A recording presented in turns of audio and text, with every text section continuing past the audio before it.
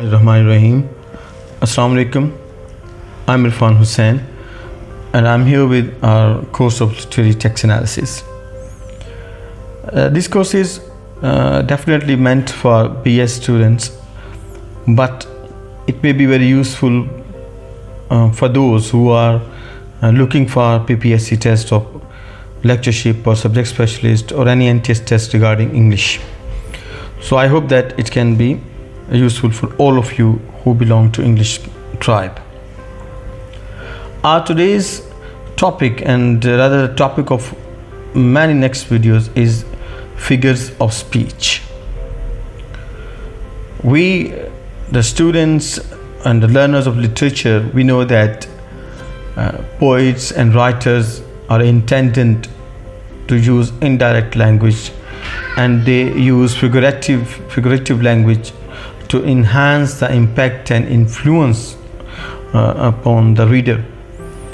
And for this purpose they use many figurative words, and we call them figures of speech. You can view few examples here on the screen, like hyperbole, oxymoron, metaphor, simile, and there are many others, and we will see which we can discuss in our course.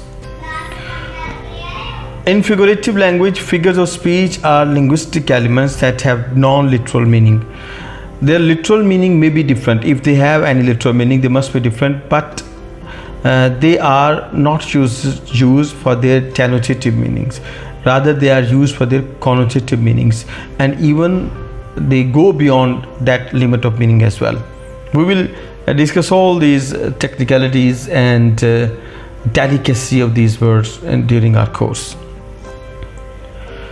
There are many figures of speech, and they can be classified in two big classes: schemes and tropes. Schemes are defined as foregrounded repetitions of expressions, while tropes are foregrounded irregularities of content. It may be difficult for you to understand on this level that what do we mean by the foregrounded repetitions of expressions and foregrounded irregularities of content, but keep these two words, schemes and tropes, in mind, and we will understand it during our further discussions. The schemes, it has further three categories, and now you will start understanding schemes: phonological schemes, grammatical schemes, and lexical schemes.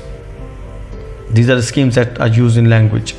Phonological schemes are further classified in three major categories, that are rhyme, alliteration, and assonance. I think now it is the time that you have starting understood it. At use of rhyme, use of alliteration, assonance. This is the phonological schemes, and you already know what are these, but we will explain it one by one in our further videos.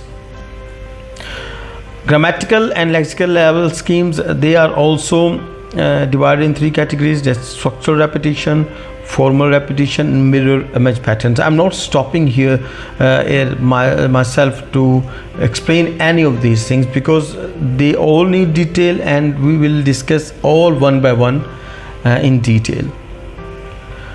Tropes are the traditional figures of speech. Tropes also contain traditional poetic figures of speech and their specific and special interpretation. You have read poetry, whether you are the students of MA English or whether you're students of BS English, you must have read poetry, and you have come across personification, hyperbole, metaphor, simile, and other figures of speech. All these figures of speech fall under tropes. There are many figures of speech, but we will study 12 major figures of speech that were given by Lawrence Perrine in his book Sound and Sense, and these are the most 12 popular figures of speech that we will study in our course. And these figures of speech, these 12 figures of speech, are classified in three categories. These are the figures of speech of comparison, figures of speech of association, and figures of speech of contrast. Figures of speech of comparison, these are 4: metaphor, simile, personification, apostrophe. In these figures of speech we compare things. How they are compared, we will discuss all these elements one by one, all these figures one by one in our coming videos. And figures of speech by association, again these are 4: metonymy, symbols, synecdoche, allegory. And figures of speech by contrast, these are paradox, hyperbole, litotes, irony. So this is all for today. Thank you very much. In fact, I wanted to give you just introduction of these figures of speech. You must understand what are their primary classifications and what are their further classifications. And if you have understood it, then it will be easy for you to understand the next lectures, inshallah. Thank you. See you. God bless you.